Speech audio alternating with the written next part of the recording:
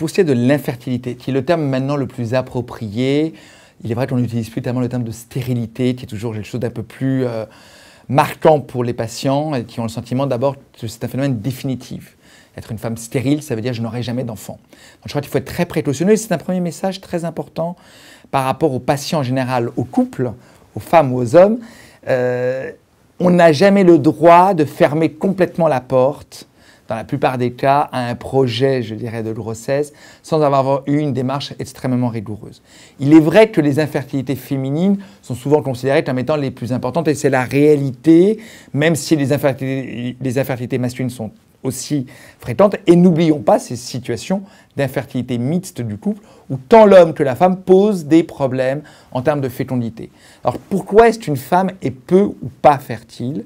Eh bien ça nous ramène d'abord à bien comprendre comment fonctionne, je dirais, l'organisme féminin au cours de ce fameux cycle menstruel, puisque la femme est effectivement, depuis la puberté jusqu'à la ménopause, en quelque sorte programmée pour permettre tous les mois de libérer un ovule, une gamète sexuelle, un ovocyte, qui, s'il est fécondé par un spermatozoïde, va donner un embryon, qui, s'il s'implante dans l'utérus de la femme, va donner un embryon implanté, puis ensuite, évidemment, un fœtus et un bébé à la naissance, qui est donc, je dirais, le schéma le plus classique. Comment est-ce qu'une femme en arrive à fabriquer, je dirais, cette gamète sexuelle? Il faut bien comprendre que pour que tout fonctionne normalement, il lui faut en quelque sorte 4 étages parfaitement fonctionnels dans son organisme. Il lui faut la base du cerveau, qui est fondamentale, qui va libérer des hormones, qui vont aller s'accrocher sur un deuxième étage qui s'appelle l'hypophyse. L'hypophyse, là encore, qui va être en quelque sorte une commande centrale et qui va contrôler le fonctionnement des ovaires, grâce à la libération de certaines hormones, qui vont libérer des hormones dans les ovaires et libérer au moment de l'ovulation tous les mois cette fameuse gamète sexuelle. Et enfin, 4e étage, il lui faut un utérus pour que, si cette gamète sexuelle a été fécondée par un spermatozoïde, l'embryon puisse évidemment s'implanter dans un utérus.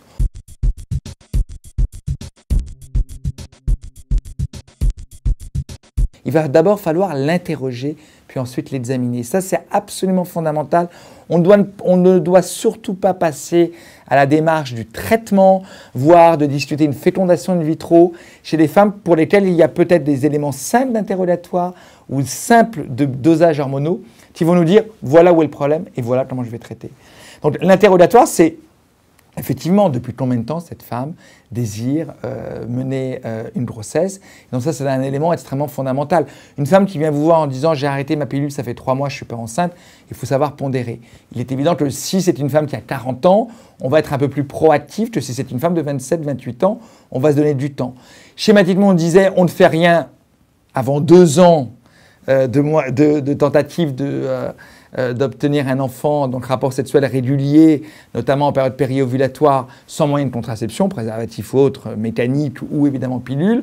Le terme, le délai de 2 ans devient de plus en plus difficile à tenir parce qu'il y a une pression, tout simplement, des gens, des couples, qui ne veulent pas attendre 2 ans. Donc je pense que très raisonnablement, on entreprend un minimum de démarches déjà au bout d'1 an, sauf si d'emblée, la patiente a des plaintes qui vont devoir justifier la pratique d'un certain nombre d'examens. Par exemple, une femme qui dit « je souhaite un enfant, mais je n'ai pas de règles ».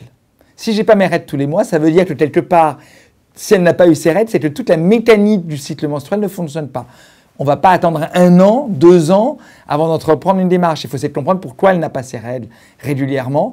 Et donc, on peut être amené à coupler la démarche de pourquoi vous êtes infertile à pourquoi vous n'avez pas vos règles. Et d'ailleurs, l'un va avec l'autre très souvent.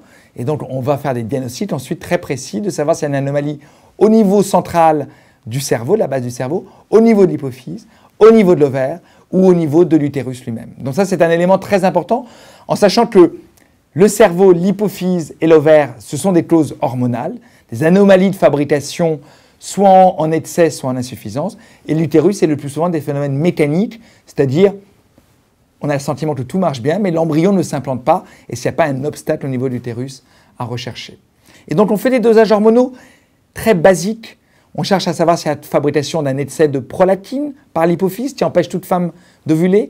On cherche à savoir s'il y a une insuffisance de fonctionnement des hormones qui contrôlent le fonctionnement de l'ovaire, la FSH et la LH. On vérifie s'il y a une fabrication d'œstradiol au niveau des ovaires. On vérifie s'il n'y a pas une fabrication de testostérone, qui est une hormone masculine, et qui, quand elle est fabriquée en excès chez une femme, peut empêcher la femme d'avoir une ovulation correcte. Donc ça, c'est toute une démarche rigoureuse.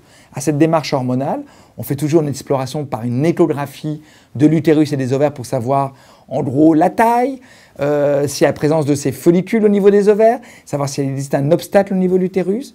Et on fait notamment aussi une IRM du cerveau, de la base du cerveau et de l'hypophyse, pour savoir s'il n'y a pas une maladie, une petite tumeur, ce qu'on appelle un adénome, qui est toujours bénigne, qui empêcherait un fonctionnement normal, puisque finalement, s'il y a une dérégulation au niveau central, en cascade, les ovaires ne vont plus bien marcher et ne vont plus bien fonctionner, et il n'y aura pas d'implantation d'un embryon au niveau de l'utérus.